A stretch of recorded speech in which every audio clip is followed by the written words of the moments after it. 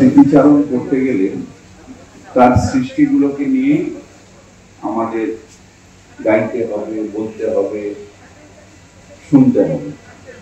আজকে নতুন করে কিছু বলার নেই, কিন্তু কলকাতা কর্পোরেশনের এই উদ্যোগ, আপনারা সবাই সেখানে সামিল হয়েছেন। আমরা রবীন্দ্রনাথ ঠাকুরের মধ্যে দিয়ে আমাদের যে বাঙালিয়ানা বোধ, সেটাকে বাঁচিয়ে রাখার একটা প্রয়াস। তার কারণ আমাদের অবলম্বনই তো রবীন্দ্রনাথ ঠাকুর। আমাদের জন্ম থেকে মৃত্যু পর্যন্ত তাকে অবলম্বন করেই তো আমরা থাকি। তাই এই প্রজন্মের মানুষ হিসেবে শুধু একটা আক্ষেপ একটু আগে বলেছিলাম যে সেই 22শে শ্রাবণের আগে কেন আমরা জন্মালাম না, কেন রবি ঠাকুরকে দেখলাম, এটা একটা আক্ষেপ থেকে। কিন্তু হৃদয়ে রবি ঠাকুরকে নিয়েই আমরা যাব এবং সেটা আমাদের পরের প্রজন্মকে দিয়ে যাব, এই সংস্কৃতি, এই কৃষি। আপনাদের সবাইকে এখানে আসার জন্য আন্তরিকভাবে ধন্যবাদ জানিয়ে আমার যথোচিত মর্যাদায় এই দিনটাকে পালন করে, এটা বাঙালির কাছে ভীষণ একটা মানে অভাবের। আমাদের আবেগ, আমাদের জীবন, আমাদের জন্ম থেকে মৃত্যুর সবটাই রবীন্দ্রনাথ। আমরা বাঙালি হিসেবে গর্বিত, সেটাও অনেকটা রবীন্দ্রনাথ ঠাকুরের জন্য।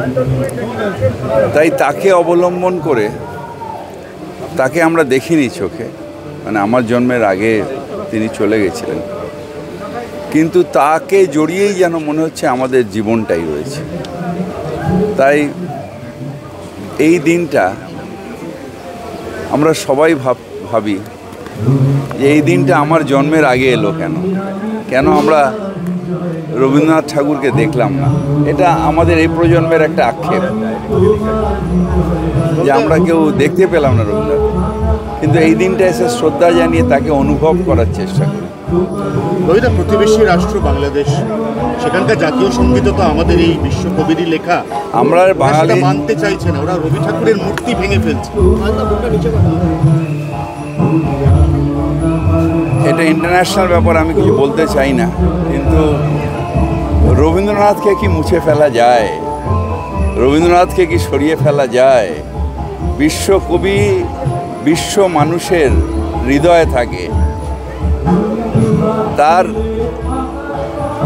তাকে কেউ কোনোদিন সরিয়ে ফেলতে পারে না। বাঙালির হৃদয়ে রবীন্দ্রনাথ রাজ করেন, এটা সবাইকে অনুভব করতে হবে। আপনি নিজে যখন এই ভিডিওগুলো দেখলেন, আপনি কতটা ব্যথা পেয়েছেন? ব্যথিত, অত্যন্ত ব্যথিত।